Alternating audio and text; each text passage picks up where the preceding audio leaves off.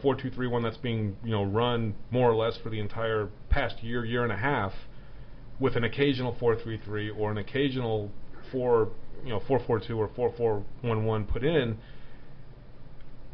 As a substitute, do you come on and have to spend so much time thinking about what your new responsibility is in this different formation, or should it not matter at all?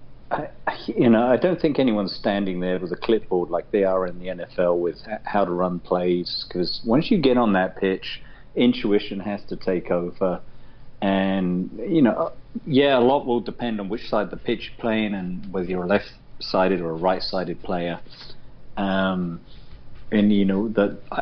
harken back to when fans used to get on Harry Redknapp's back when Bale would play on the right and Lennon would play on the left, and they'd sing, Bale plays on the left and Lennon plays on the right.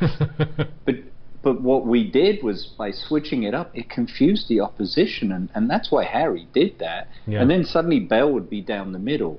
And so I think players get whatever they're taught by the boss. This is your role when you come on. That's the job that they have to do. And if the boss didn't feel that was what they could accomplish, he wouldn't have them do that. But I think the bigger thing at play here is, why the hell didn't we use the third sub? And I think that's what a lot of people have taken to social media in the last 2 days. And it took me all day yesterday to get this out of my system. I don't agree with the boo birds. I've never have. And a lot of people are really pissed off about that. In the second game, the first game at the Lane, it's getting worse every season. I don't know where this we want instant gratification comes from, but it's ridiculous. Whether you're 20 or whether you're 60, it shouldn't happen. But anyway, I digress. When would you have made the third sub? Obviously, when we went 2-1 down, because what you did to ensure that we weren't going to lose the 2-goal lead didn't work, and now we're 2-1 down. But we did. 5 minutes later, it's 2-2. Both fullbacks. The 83rd minute at that point. So the problem is, at that point when we went 2-1 down, what do you do? We've already brought on Bentaleb. Dyer was playing very well defensively, so our pivot is pretty defensive-minded, at least at that point. Who do you bring on? You could take off Eriksson and put on Carroll or something like that, but I don't... Take it off Lamela. Shut up. Lamela... Sorry, Why was Eriksson untouchable? Because he should have come off. You know what, though? It also makes me think, both fullbacks are on a yellow. And it seemed like we were getting out-positioned, out-physicaled in the last third of the pitch. Listen, if Walker gets a second yellow and gets a red, you have Trippier behind him. And I am A-okay with Trippier coming in and playing in Walker's position. I really am. If Danny still has, I think everyone is. If Danny still has a bit of a knock or isn't completely healthy, maybe Poch isn't being full disclosure here. Yeah, if Davis gets sent off, you now have an issue. So why would you not, maybe to Ben's point, bring on a Tom Carroll or a Pritchard, put them in the midfield, slide Bentaleb on the bench. So. Slide Bentaleb into the left back spot, which he'd played great at the end of last season, and let him, who's fresh-legged, play that whole left side of the pitch and maybe, man mark Diouf a little bit as he's coming in off that right side, which he did a lot. I'm sorry. I don't think you're giving Davis the credit he deserves in this game. Our left side was shut down. If you look at it, they had to go past Walker to get anything. Right, and that's not what I'm saying, though. All that I'm saying is that I think that they played so tentatively toward the end of the match to not get that red card and go down a man. I agree. If Davis and Walker are both sitting on yellows, so here's slide the thing. Bentaleb into that spot. Walker's sitting on that yellow, and the cross came by. Walker didn't block it. Granted, I think that Lamela should have. The one time Lamela should have fouled someone was for that one. He pulled way, way, way back. However, Walker had a good game. He played great. Yeah, he really did, and I think that. I think that this is one of those hindsight is 2020s because Walker was shutting them down. Our defense played really well, and I think that I've seen a lot of player ratings, and Toby is just getting way, way too harshly critiqued for that foul because I think that foul was very weak. I think that it was definitely a penalty, but it was not as bad as people were saying, and a lot of it was his momentum.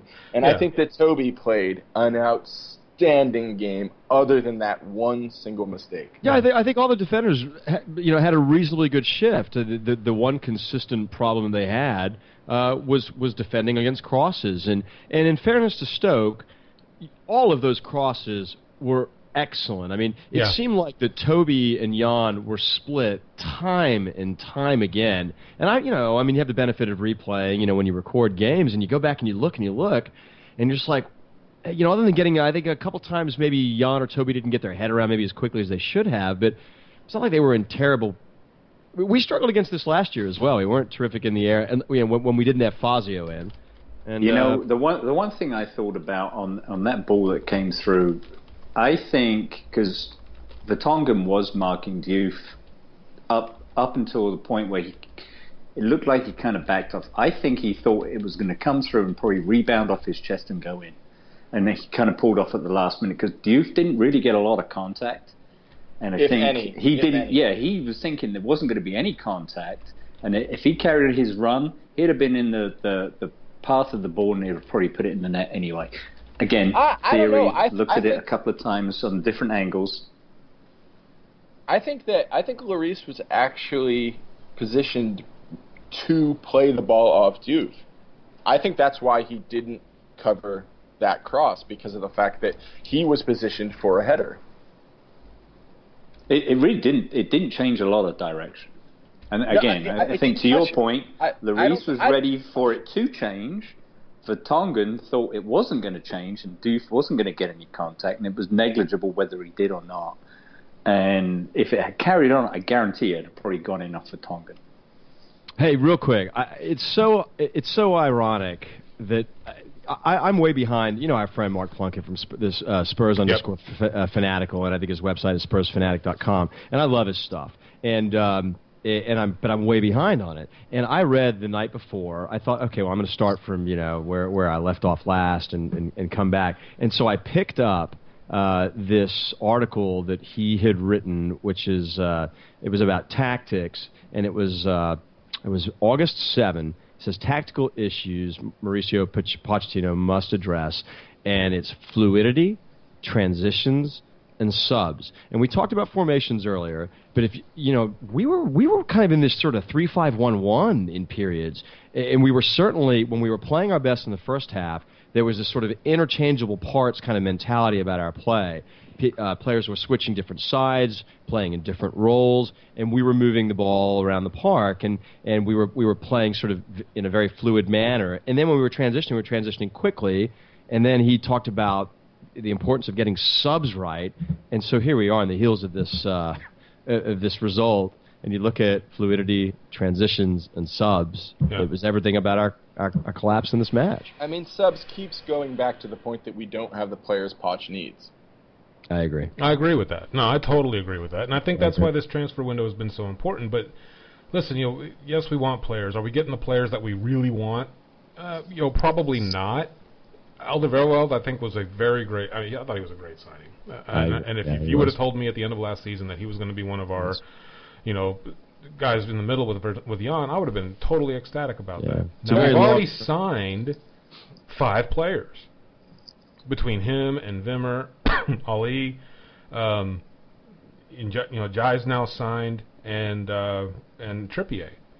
When we signed the 7, look how long it took to bed all those players in. And now we're looking at, do we need another center forward? Is Berahino going to come in? Is Austin going to come in? We're still talking about a Sven Bender.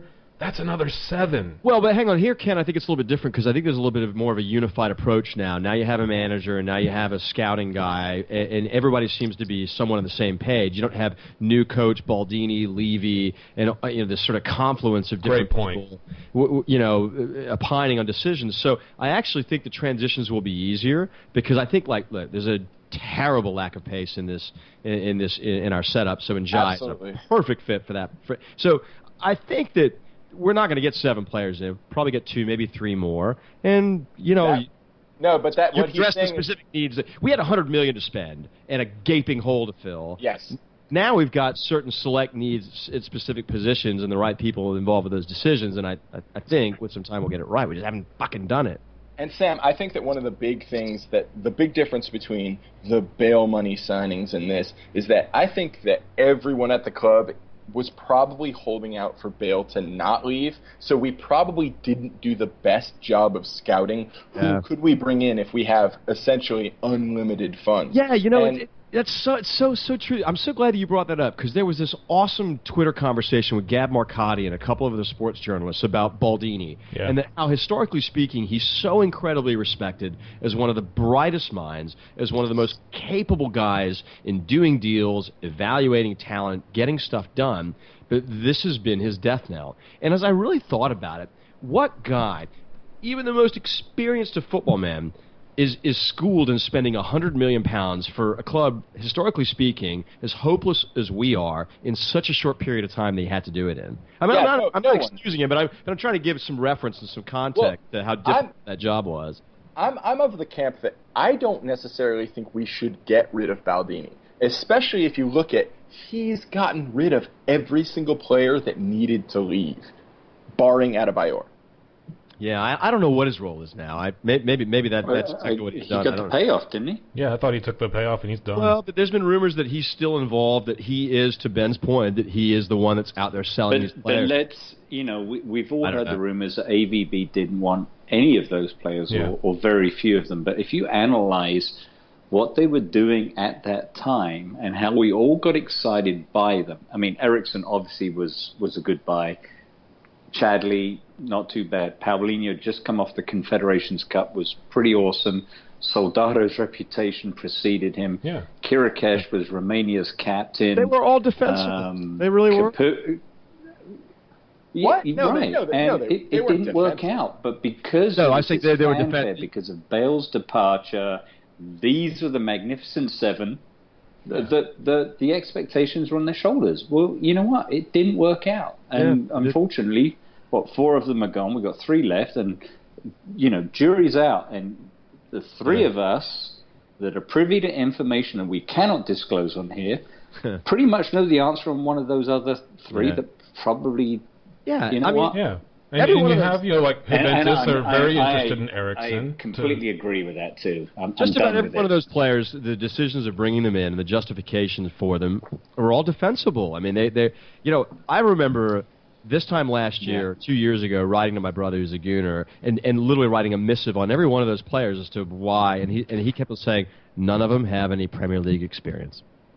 And in fairness to him, that was the undoing. Which is why Berahino would be such a great signing. Not because of his Prem experience, but he has that combined with the fact that he and Kane have played together in England's U21 squad. Yeah, I agree. For a few years now. That gets done, doesn't it? That deal gets done. He's coming. I don't know. I honestly don't know. Looking at this last game, I think that this is the one time that I truly think a like-for-like sub would have been perfect, and I would bring in Austin. He's going to be cheaper. I worry about the chemistry in the locker room, though, when it comes to Austin, because he's a bit of a twat, isn't he? Berahino has his issues, too.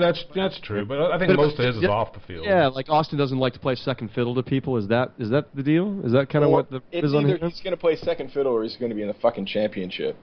Yeah, I hear you. And he's going to get a pay raise, too, so I don't know.